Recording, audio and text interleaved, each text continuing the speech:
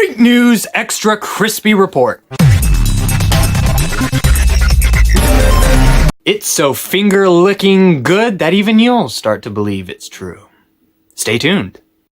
So I was supposed to do a 2020 tech news year in review video and get that done and uploading it, but it seems I can't go through 2020 or 2021 and take a nap without waking up to some crazy drama that completely changes and outdates that news. So here's my reactionary take on current events.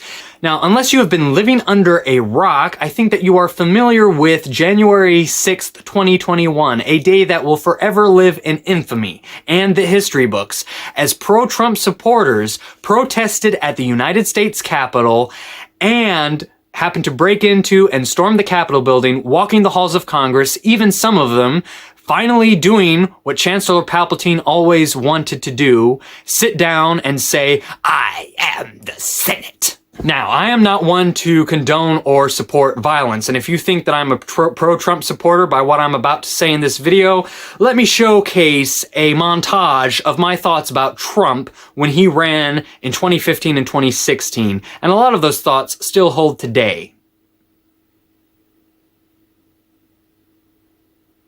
All right, you convinced yet? So that's just basically a summation. And my views, I treat him like any politician. There's good parts, there's bad parts, that's humanity, human nature for you. You bunch of meat sacks. All right, now if you want to sit back and say that, oh, well, you're still a closeted conservative or something like that, and you're a bad person, stuff like that. I'm the kind of person that walks into a room. This is a riddle for you. I walk into a room. I peeve off the D's, the R's, the L's, and the I's. What political affiliation am I? Good luck, Chuck. So the first little bit of news, these pro-Trump supporters and protesters that stormed the Capitol building happened to get off with some government property. One such article of government property is Nancy Pelosi's laptop, which was reported as stolen. The next order of business is that Facebook and Twitter decided to temporarily suspend Trump's accounts on their platforms for the remainder of the duration of his presidency, at the very least.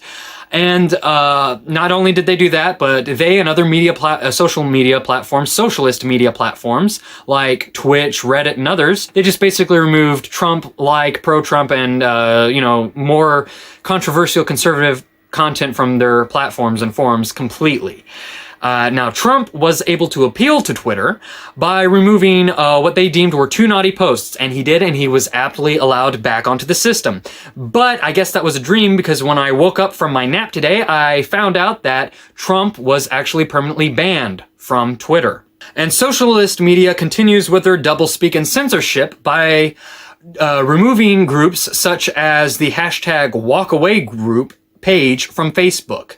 Apparently you can't be people of color and you cannot be LGBT and leave the left, period. Apparently, those that left the left, which is a double left, which is a complete 180, don't count as, oppressed people. And if you think that socialist media was bad enough with that, Big Brother Tech stepped in to save the day. That's right, Google went ahead and decided to remove the Parler app from the Google Play Store. Now, before you start criticizing me saying it's Parler, it was originally meant to be in Francais. The name was meant to be pronounced en français. C'est parler. Parler is to speak in French. It is the verb to speak.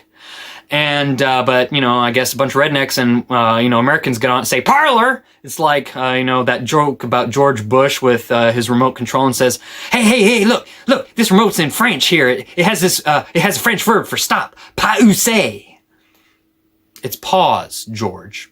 It's pause. But not only did Google decide to ban the Parler app from their Play Store, but Apple is also considering a swift removal of Parler as well. And if you want to use these apps, by the way, you can sideload them. You can actually go to the GitHub developer pages, or you can find the official websites and sideload them using developer settings and the rest. I assume that you have the intelligence to know what you're doing on your phone. I am not going to take liability for you saying, well, okay, I'm going to do that. And then you screw it up because you download a Chinese app that decides to sell all your banking information. Shame on you. But that's not all bad news. Trump has found a new home and a new friend in Libre.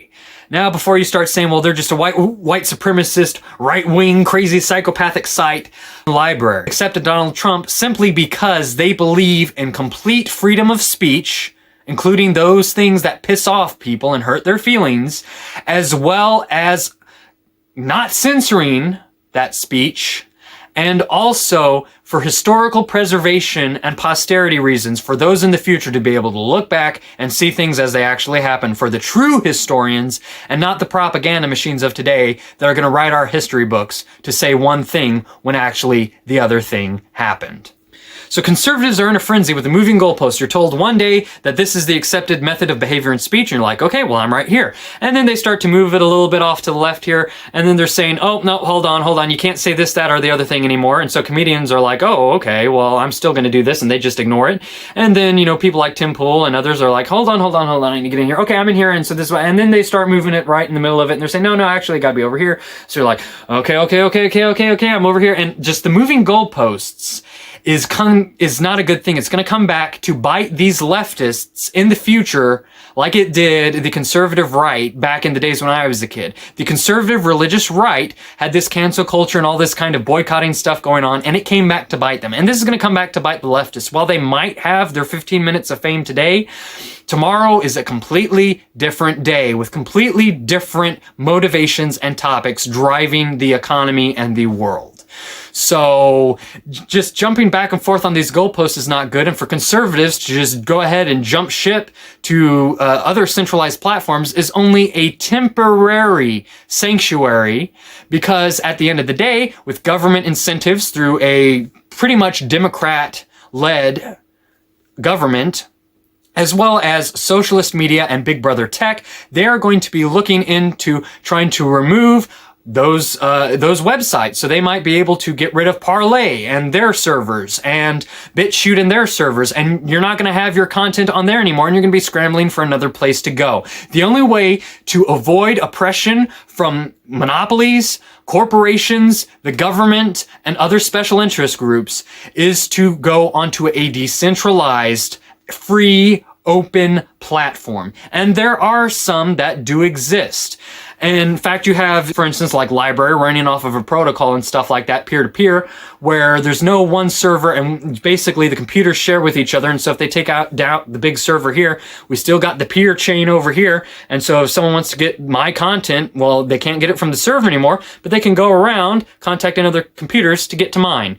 So those kinds of applications and social media and other sites are the best defense against these attacks from monopolistic and authoritarian regimes. And you have applications such as Diaspora, Library, Peepeth, Planetary, Sapien. These are the big sites that I have found that have provided good alternatives to the major social media platforms on the right and the left that are decentralized using blockchain and cryptocurrency. And it's a community that you can leave the authoritarian and controlling regimes behind, and you can be able to sit with freedom, discussion, see anything and everything that your greasy, sacred heart desires. But don't think that, just doing that is fine, because they're going to come after your operating systems too. Windows is not going to cut it anymore. Apple is not going to cut it anymore. Their Mac OS and Android and iOS are not going to cut it either. None of these are going to cut it, because they're owned by corporations and special interest groups. The only way that you can get freedom is to install free, Libre, open source operating systems, such as the BSDs, Haiku, GNU/Linux, or any other variant of an operating system, such as those that run on the L4RE, SEL4, all these different microkernels, and are able to run on it, that's completely outside of the control of these corporations. Look at a Linux distro, look at a BSD distro, and look at Haiku. These are your best options for freedom, as well as software usability to open source software, as well as even some commercial software that you might be used to running. And you also have to look at free open source operating systems on your phone, and you also have to look at free and open hardware. And there are special vendors that actually cater to this need. Stay tuned as the apocalypse year 2 continues throughout 2021. Thanks for watching. Be safe, be free, be self-governing, and Happy New Year! Now let's see if I'm taking off this platform. Get some smarts in ya!